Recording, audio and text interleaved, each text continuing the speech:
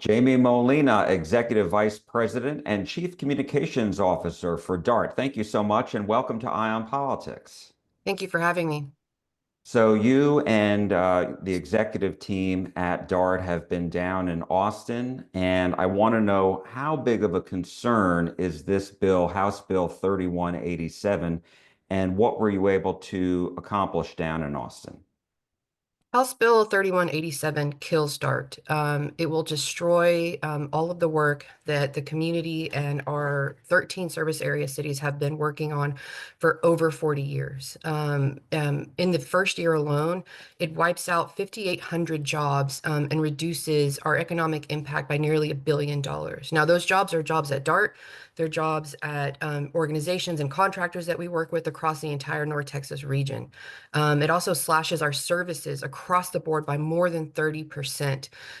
So you see hundreds of thousands of people who rely on DART to get to work, to get to school, to get to their doctor's appointments, will lose service or be dramatically impacted by the reduction of service in their areas. For the So past, oh, sorry, go let ahead. me ask if I may. Because I've heard, Dart say that. Now, was that based on the original bill? Because there is a committee substitute that restored the full cent sales tax, if I'm not mistaken. The committee substitute is just as bad for DART. It still reduces our revenue by 25%, if not more. The original bill, it was around 25 to 34% when you add in all of the extra issues that it had with it. The substitute is just as bad. So, how much in real dollars would Dart stand to lose on a yearly basis if this goes through? A 25% reduction in our revenue looks like over $230 million in the first year. That's our total capital allocation for buses, for trains. Our capital budget in 1 year is $700 million. So we would ask that any city think about what they would do if they were asked to reduce their revenue by 25% in 1 year. And to just a finer point on that, that's just the first year's reduction, right? So we have an aging system where we have over the past few years been trying to figure out how do we make sure that we're modernizing our system? How do we bring in new buses, new light rail vehicles? Because the maintenance on these vehicles is getting to be very expensive. We won't have the capacity to be able to do that. So it's going to make it harder every year that we lose that kind of revenue to be able to maintain the current fleet of vehicles that we have. And let me just ask you, because I was going through the committee substitute bill and I hear what you're saying.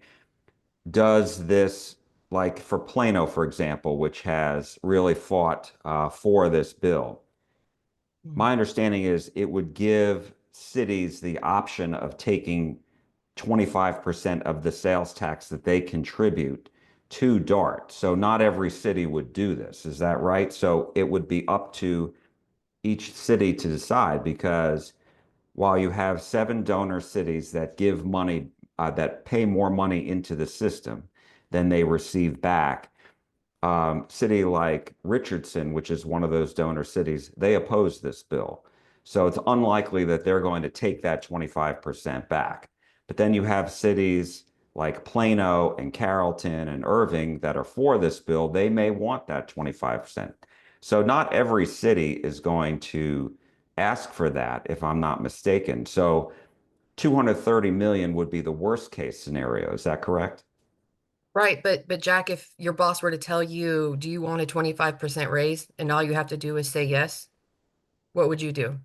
So that's the option that this bill allows every one of our cities to have is to take 25%. We don't think that any one city wouldn't do that. All they would have to do is say, yes, I want this 25%. And they could take and use that money and take it from DART.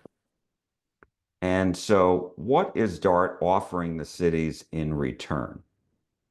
So we have been working with our cities since our CEO Nadine Lee got here almost 4 years ago. We have been working with the cities to figure out what it is that they need. We have heard a handful of things from cities, more services.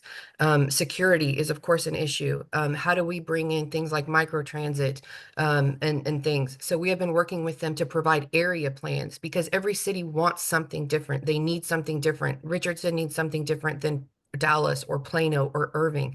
So we've been working with them to try to figure out how do we do that.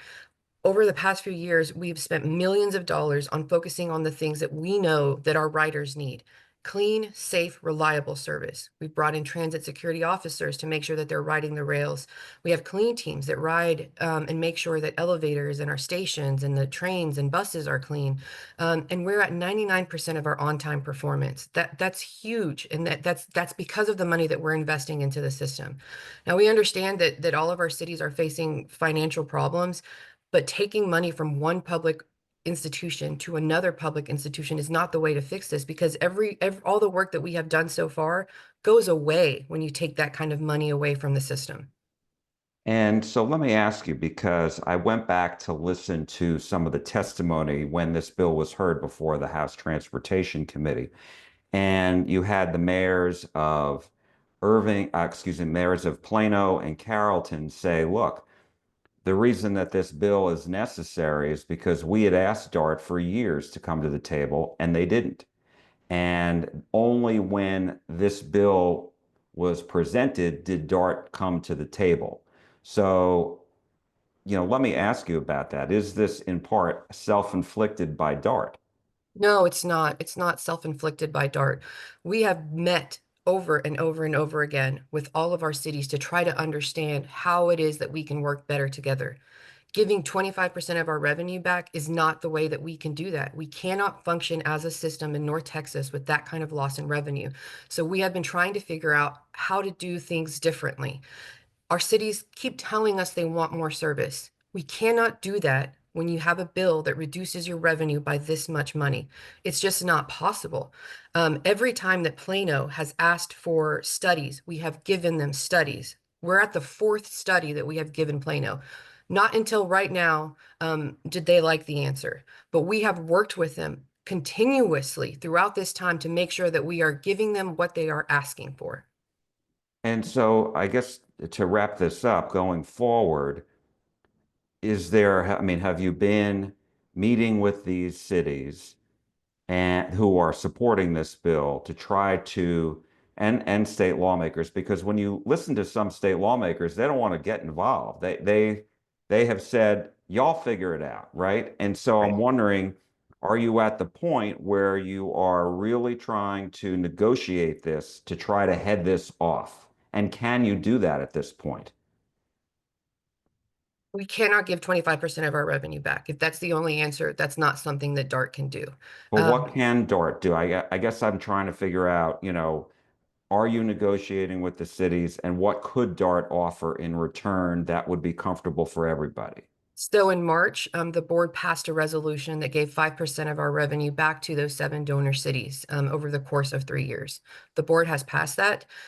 We've worked with our cities for them to understand what that means. That alone would mean severe service cuts to the system.